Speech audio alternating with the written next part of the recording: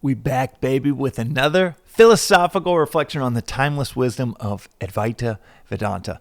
This philosophy, it is the philosophy of the past. It dates back 5,000 plus years. It is the philosophy of the future. John Vervaeke, the great cognitive scientist and psychologist and philosopher, he's huge on YouTube. We had him at the Venice Vedanta Club hang maybe 6 months ago or so. And he has this great line where he says, the philosophy of the future will need to make space for the best of science, the best of philosophy, and the best of religion. That it will need to make space for all of these. It can't be a philosophy or world tradition that buries its head in the sand when it comes to science. It can't be one that buries its head in the sand and says, well, you really can't find these insights anywhere but this religion or worldview, and any philosophy outside of it is just that, outside of it and separate from it. It will need to make space for any discovery in quantum mechanics, and it will need to make space for any of the great thinkers, lighthouses that might not have been conventionally placed in that tradition. The philosophy of the future will need to make space for all of these. I might humbly add that it would also need to make space for our experience. That the philosophy of the future will need to map to our experience. I get a little bit of a head start with even suggesting that because of this timeless philosophy in Vedanta. As Ramatirtha, one of the great sages, once said, open your eyes and the universe teaches you Vedanta. In other words, open our eyes to our own experience, and our own experience will show the way. Our own experience of, say, right action within this philosophy is that which generates energy. Wrong action is that which dissipates energy. Our own experience. That tells us, oh man, those 5 drinks last night, they were great for about 3 hours and now I'm suffering for 12. Maybe 5 is a little too much. That indulgence was a little too much. The right action of, when I was unselfish at work and I gave as much praise as I could to my coworkers and team that worked so hard, even if I was the leader, that worked so hard to bring that project to light. When I did that, wow. It was so energizing for me and for the team. 5 or 10 minutes of kind of putting my ego aside, my insecurities aside, and that might lead to energy generation for days, weeks, months. That's our own experience talking. And the philosophy of the future will need to make space for, certainly will need to make space for our experience. Because I think the philosophies that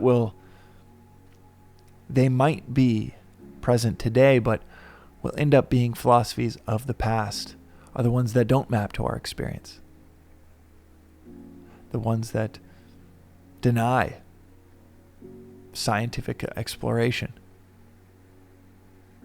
The ones that don't allow us to question, to become philosophers ourselves.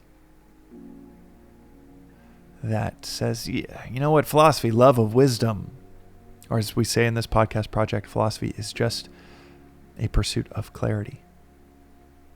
Seeing things clearly. Yeah, that's cool for 1 or 2 classes in undergrad, but love of wisdom, that's kind of secondary to worship for this God, or falling in line and stringing these words in this exact order to make sure that you belong in this group. The philosophy of the future will need to make space for the best of science, of religion, and speak to our metaphysics, speak to something beyond this experience here, speak to the higher. We'll need to make space for the best of philosophy, our own inquiry, our own philosophical pursuit, and make space for our experience, or hear a principle like that which is like nectar in the beginning is like poison in the end. That which is like poison in the beginning is like nectar in the end. Or it can be translated as that which is sweet in the beginning is bitter in the end. That which is bitter in the beginning is sweet in the end.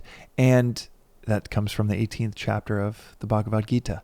That principle, that timeless principle, because another word for Vedanta is Sanatana Dharma, which means eternal principles. That principle is something you could try out 30 minutes from now. Okay, let me do this hard thing. Does it feel like an extended indulgence of ice cream on the other side? That gym session, that hard conversation, that work that you've been putting off for weeks, that you think is going to take you 3 hours and then it ends up taking you 1. That thing you don't really want to do, but you know you ought to do when you do it. Maybe it's bitter in the beginning, but test it out. Is it sweet in the end? If that principle isn't accurate, then dispense with this entire philosophy. If it is accurate to our own experience, then give space for nearly every principle you've ever been told from any world tradition or any philosophy or religion. And say, does that map to my experience? And if time after time, more often than not, it doesn't map to your experience, then maybe it doesn't map to the universe or truth.